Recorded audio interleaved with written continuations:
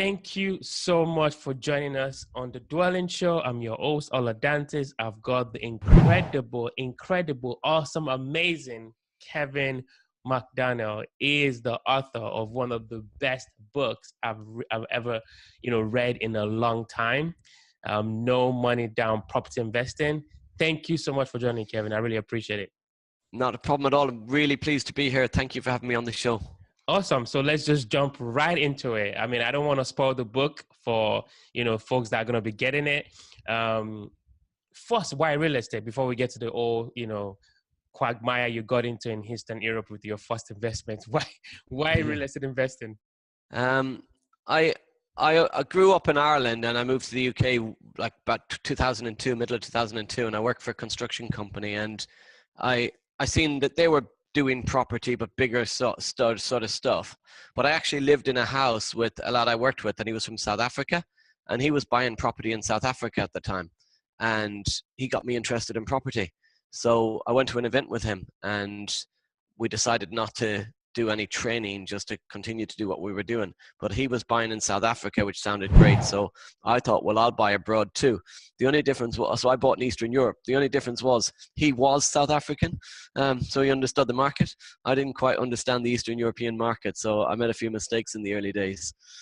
And you sure did. So, I really love everything you've said. You went to the seminars. There were options for you to educate yourself, but you were like, it's fine. I can do this on my own, I was kind of thinking I'm Irish. Irish people don't need to learn how to buy property. We build houses. So let's just get started. All right. So you did get started. So can you tell us about a few failures and how did that go? Just tell us the story. Everything I tried in my first few years was a disaster. I went off to Turkey, Estonia, and Bulgaria and bought 3 properties off plan with no idea of the tax laws in the countries, no idea of the values of the properties in the countries. I just listened to a sales pitch basically at a property show and bought houses. And the hint should have been in where they teach you about property and then tell you what to buy. Well, the right thing to do is probably learn how to do property in one event and buy it from somewhere else, not buy at the end of an event. So I was a bit stupid and silly in my early days, and it left me. I was buying off plan, and at the worst time as well, because it was early 2000s, and then the recession came in 2000. One wasn't even built anyway. And they couldn't get mortgages, so I ended up putting all the 135 plus grand worth of purchase costs on credit cards and personal loans. So I don't really know how much that cost me long term, but a lot more than 135 grand in terms of paying them back. But yeah, you learn from I call it my entry fee. You pay one way or the other. I paid through stupidity, so what can you do? But I kept going. That's the main thing. Oh yeah, I really like that. You kept on going. So you went, abroad, you bought all these properties, but apparently you were like, the deals are actually in my backyard. In the UK, I can actually buy property here and not have to go through. You had a really good story. I think I think it was Bulgaria. You bought some things that didn't go well, and you realized the mafia, or the local mafia, was actually involved. I thought that was really funny. So what did you do? We're managing the complex. Sorry, go on. So they were managing the complex in a place called Bansko, and we voted them out and voted in a local management company, and like an English couple that live locally out there. But the old management company came back with the local police and ripped out everything. And there's 56 apartments now. They're just a shell. So completely valueless. They've no kitchens, no bathrooms, no windows, no nothing. So we all lost 56 Irish and English investors. We all lost literally every single penny. But again, that's what I mean. The UK market, we don't realize how lucky we are and how safe we are, because we've got good tax laws. We've got democratic country. We've got property prices that are stable most of the time. Yes, they go up and down, but it's a pretty stable market. We've got mortgages. We can leverage other people's money. We can leverage banks' money. The whole system's set up for success, and we don't realize how lucky we are in a way. But I just didn't see it, because you don't know what you didn't know. You don't know what you don't know. So you decided to do a different strategy, right? This strategy of buying abroad didn't work. What did you do when you got back? Well, I did nothing that was 2007, 8, 9. I started losing all my hair and realizing I was in a bad place. And I stuck my head in the sand, to be honest, for about 5 years and did nothing. And then I went to a property investor super conference in London with Progressive Property. It was at Wembley Stadium. And a lad that I had met a few years earlier, a guy called Cam Devady, I met him at a property event in 2009, and we were both in a lot of debt. And I'm sitting in this room near the back row with over about 1,300 other investors. And Cam Devady is up on stage as a successful VIP at Progressive, having completely got out of debt and made a load of money. And I'm still sitting there with my head in the sand, blaming the world for my problems. But I needed somebody like Cam. I needed to see somebody that I knew had also been in a bad place do well for me to believe that I could too. It's weird that, but I think a lot of people feel the same way, as that they need people to see them do well to do it themselves. And so after that I went and did some training with Progressive and started. I didn't have any money, so I had to learn to be creative, and that's where No Money Down came from. In terms of, I was over 100 grand in debt, but it's actually a good thing. It was a blessing in disguise in a way, which sounds crazy, but a lot of people only try and buy property with the money they have in their bank account. The problem with the money you have in the bank account, it's never enough to buy enough property. So if you can buy one house, you're doing well, but one house will leave you in a job. You need 10, 15, 20 properties plus to really start to be financially free. And the only way to do that for most people, unless you win the lottery, is to be creative on how you invest. And that's where the No Money Down strategies, where I started to use them, because I started using them mainly because I had no other choice. And I often see people and they think, oh, I don't need to learn about No Money Down, I've got a bit of money. But you might have a bit of money, but you don't have enough. So it's about making sure that you don't spend your own money, use other people's, and be more creative with how you invest. I mean, there's so many things I want to ask you, just because I can just picture, some of our listeners thinking, well, why would somebody you answered these questions brilliantly in the book, right? I mean, things that I never even thought about myself. So if there's a listener thinking, well, Kevin, why would somebody want to give me their money? What would you say to that? We always pedestalize money. People all the time, if you pedestalize what you don't have, and if you don't have money, you see money as the most important thing. But people with money, they don't pedestalize the money. They pedestalize their time. Their time is the most important thing to them. Wealthy people realize they've only got 24 hours in a day. They've only got so much time. And I mean, I run 10 businesses now. A few years ago, I was living in a room in a shared house 4 years ago, but I run 10 companies now. And I realize how important time is, because we've only got so many hours in a day. And the older you get, the less and less time you've got available. You can make as much money as you like, but time's a key asset. So wealthy people, they're lending their money to you because you're the one that's willing to go out there and learn about property. You're the one that's willing to build relationships with estate agents, to do viewings, to build a power team, mortgage brokers, solicitors, accountants, builders, plumbers, all that type of stuff. You're the one that's learning your area, knowing the numbers on the streets, knowing what houses will rent for, picking the right letting agents to manage the properties for you, so you leverage everything. But what a wealthy person is doing is not their money, your knowledge and your experience. And it doesn't have to be that your knowledge has been the best property investor in the world. Some of you may be listening thinking, oh, well, I don't have any knowledge about property. But you know your area better than I do. You know your streets, you know the crime areas, you know the good areas, you know the nice parks, the bad parks. You have a lot of local property knowledge that's worth money. So you need to believe in yourself and realize that actually you've got a lot to offer somebody that's got money, because you've got knowledge to offer. And it's a win-win. That's what joint venturing and things is all about. Yeah, joint ventures and, rent to rent and lease options and title splits and EDCs, extended delay completion. I know all of this in my head. That is your book is one of my favorite books.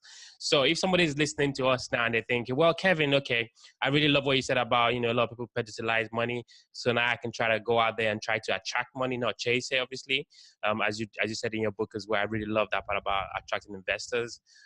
what would you say is a fantastic silver bullet? I know you answered this in your book, but just tell our listeners in terms of the best strategy to pick for someone. What I see, I can't remember my whole book, but I've said a lot of silver bullets in there.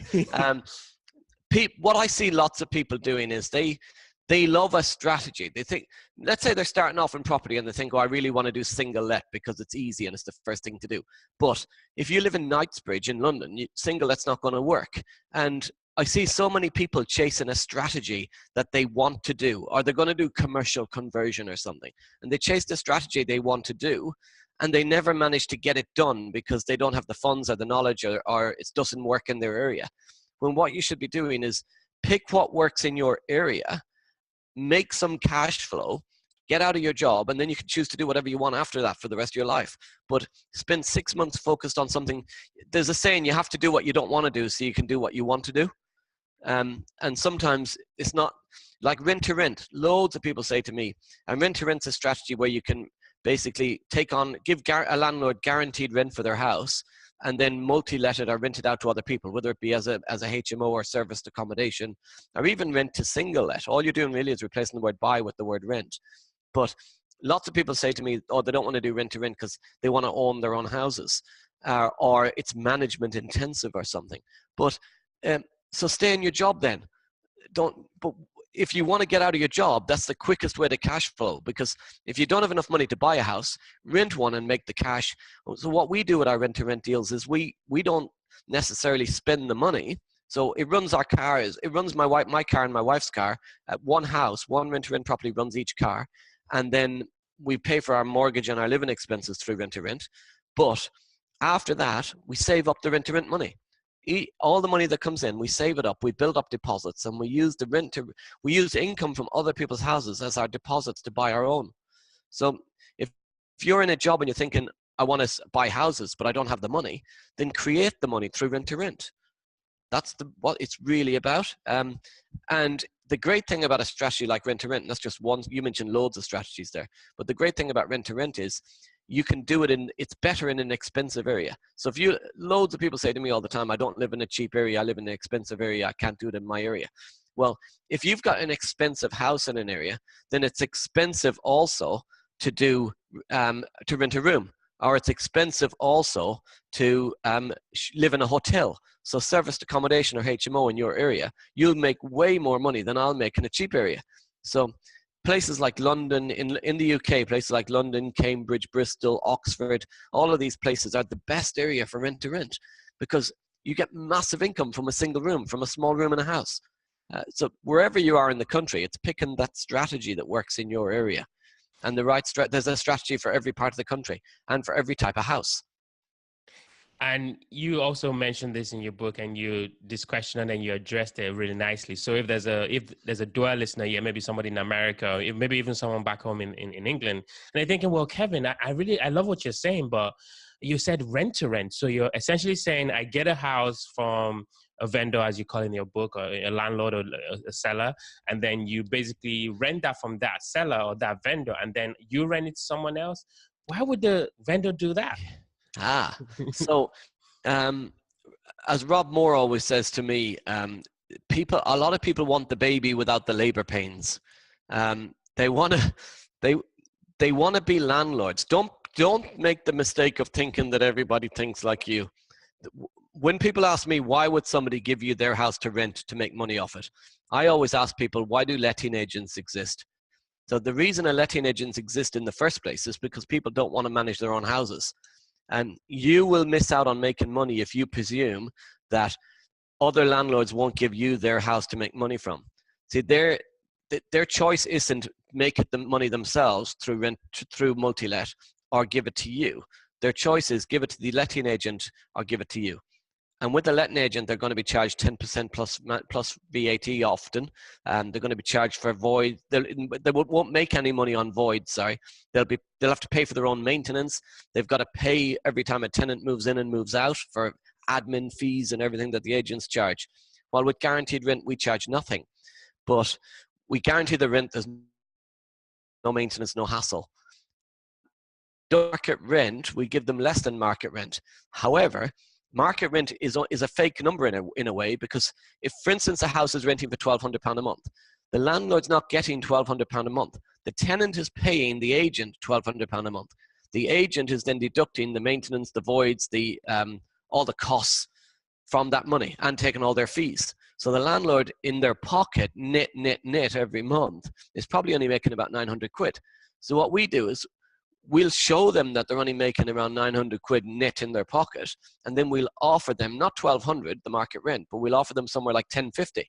So we're getting it for less than market rent, and then we'll multi-let it afterwards and expand the rent in that property even further. So creating the margin. And that's what you're doing. You're creating a margin between what you give the landlord and what you make by renting it by the room. So there's a huge opportunity.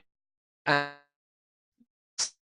why would a landlord do this? But then if I ask them a question of, do you know anybody, or have you read on social media or anything of anybody doing one of these deals, making money from it? And they always say yes.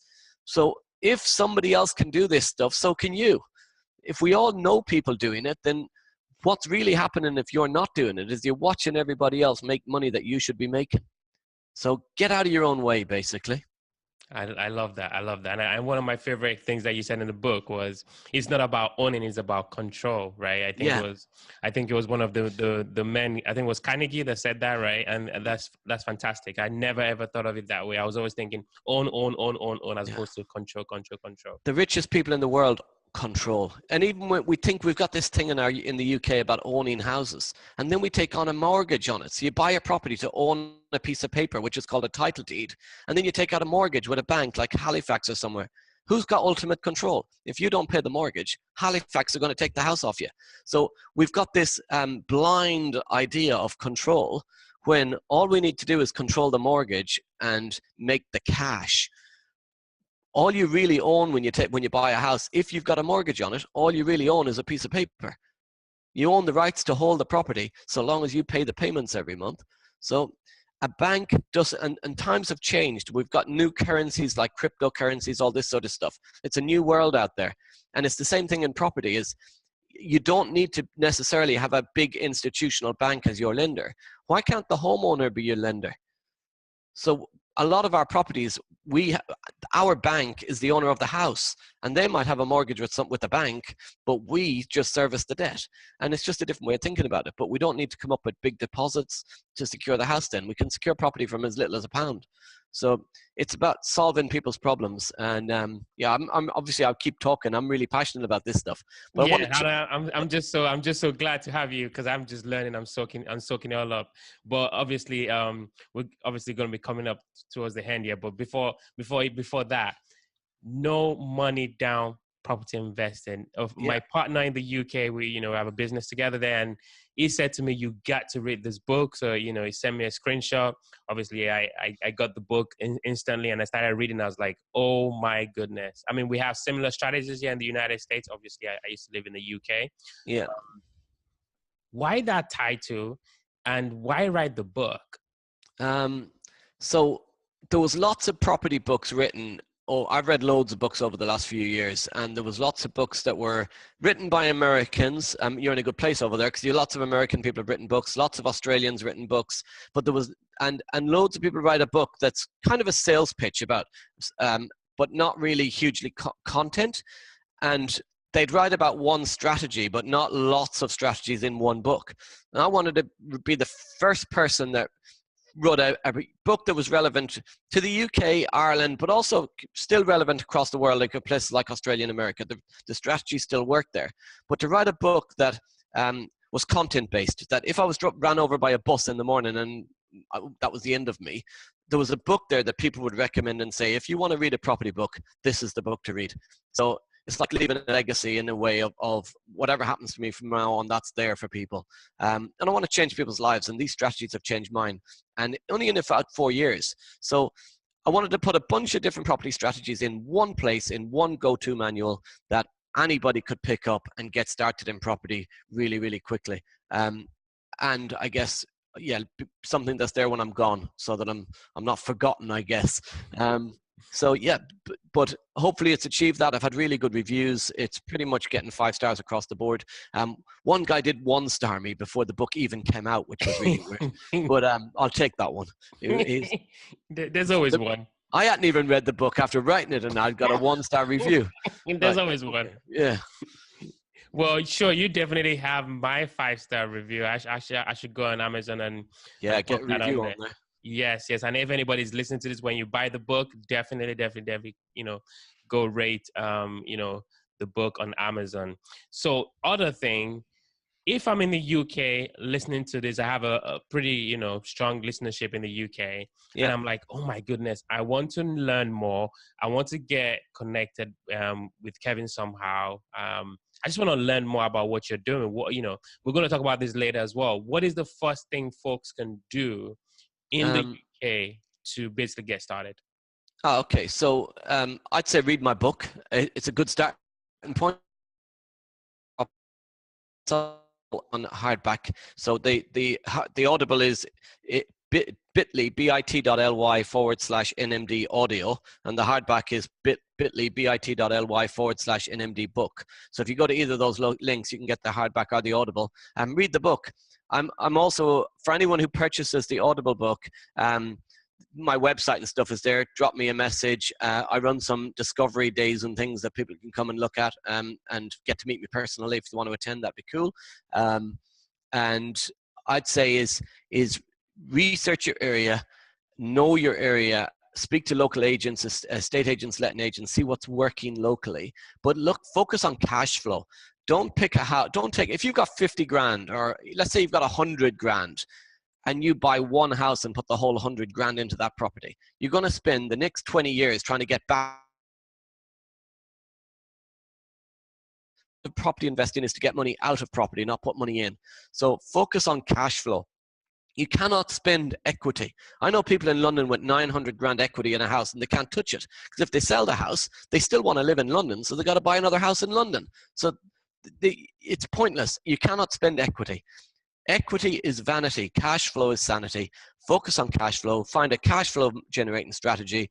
That's the thing that'll get you out of your job. Strategies like rent to rent, strategies like lease options. Get that type of strategy into your business. Get some cash flow coming in. And even if you don't want to leave your job, it's not about leaving your job, but it's about having the choice to leave your job. It's about being able to choose. I want to stay in my job, or actually, if I do want to leave, I can. Or that day that you lose your job, or there's like all the car companies in the UK at the moment, they're all leaving supposedly because of Brexit, and they're shutting down all over the country. So imagine if you were working for one of those car companies. Yes, you might want to stay there for the rest of your life, but having the choice to leave if your company shuts down is what property is all about. It's about giving you your choice back, giving you your life back through choices. Cash flow is the answer. Focus on cash flow generating strategies. Equity is vanity, cash flow is sanity. I love that. And I just personally, on the show, thank you for writing that book. Like I said, I obviously lived in the UK a very long time. I still obviously know so much about property investing in the UK. Reading your book was just opening the Pandora's box for me. Obviously we've used some of the strategies that you've talked about already, but just like learning new things was just amazing. So thank you for writing that book. We're definitely dwelling into the quick round. These are going to be quick questions, quick answers. You ready, sir? I'm ready. Can I say one more thing first, though? I've also launched a podcast, so I've got my own podcast too. If can I promote it? Please. So I'm the new host of the Progressive Property Podcast. So Progressive Property Podcast. My first episode came out yesterday. So I'm actually going to do some recordings this afternoon as well. And one American guy is going to be over here soon at an event in the summer. Grant Cardone, he's going to be on stage at the Super Conference. So I said I started my property journey at a Super Conference with Progressive back in 2013, I think it was. Well, Grant Cardone, they haven't had a Super Conference in about 5 years. Grant Cardone's in the UK in June, 7th and 8th of June. He's going to be doing a 10X Property Super Conference with Progressive. I'll be there, so you can come and say hello. But if anybody wants to pre-register, you can't buy tickets yet, but if you want to pre-register for the VIP list, if you go to bit.ly/10X podcast, you can subscribe. You can get on the waiting list for tickets for when they come out. So yeah, get on there as well if anybody wants to go to that in London. It's going to be absolutely huge. It's going to be thousands at it. So yeah, quick fire questions. Sorry, all yours. No, that's. Thank you so much for promoting that. Yeah, I do know. I was actually talking to my partner in the UK yesterday, and he said Grant Cardone is coming. I was like, oh, really? I'm like, well, he's always in the UK, but I didn't actually know he was doing something with progressive. That's awesome. And my partner has been to one of the progressive seminars back in the day as well. Okay, so that's really cool. First question. Yeah. What is unique about Kevin? What differentiates you from the next guy or the next girl? Nothing, probably. We're all the same. I'm just an Irish. I'm the youngest of 8 kids. Grew up on a farm in the west of Ireland. Wasn't ever poor, but wasn't wealthy. My parents just worked bloody hard for us to put all of us through school and some of us through university. Nothing unique about me. We're all the same. Oh, interesting. That's the first on the show. Second question: what is your favorite book? I'm sorry. What was the last book that you read? And what was the one thing that you picked up from that book? Oh, wow. The last book I read, and what was the one thing I picked up about? I read Rob Moore's book, Money. It's a full encyclopedia about the history of money. The first part of it was good. The second part of it was the real key bit for me. What did I pick up about it? It's money. Money's all about mindset. You don't need to work hard for money. You got to work smart for money, and get money working hard for you. So the Money book by Rob Moore is, definitely recommended because it really gives you an insight and an understanding about how money works, how it flows, how it moves, and that money needs to move. So people are always complaining about the rich around money, but the rich, they pay a heck of a lot more taxes and they pay a heck of a lot more money to charities, etc. than my mom, when she was younger, she used to always have a collection box. Every single week she'd put money in a collection box, and in a lifetime she probably put maybe a couple of grand in her whole life into collections, which is brilliant. But the rich can do a lot more than that quickly, and say you got to be strong to give strong, and look to your family when they need it, because sometimes the most important people to you are the people closest to you. And for me, it's not about fast cars and all that stuff. It's about protecting the people closest to me, my family, making sure my kids are looked after, but also my friends, etc. And if there's a cause you want to give to, being able to really give to that cause. So the Money book's massive around how money flows, how it works, and understanding that the more money you make, the more people you hire, the more staff you hire. I've got staff members now. I can't believe I actually have staff members, but I have people that I pay, and I pay them, and that pays for their food, their mortgages, their clothes, etc. Puts their kids through school. So the stronger you get, the bigger you get, the more people you can hire, the more people you take care of. Let the money flow, basically. Wow, that is a good one. Yeah, I definitely have to check that out myself.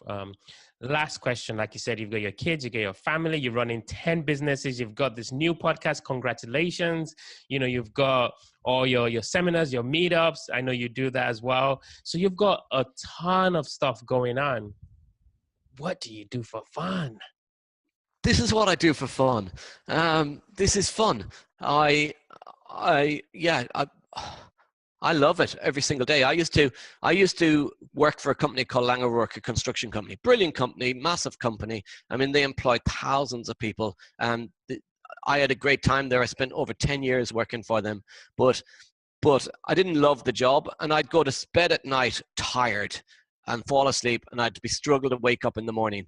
Now, I get to do what I want to do. And I do all this stuff because I love it.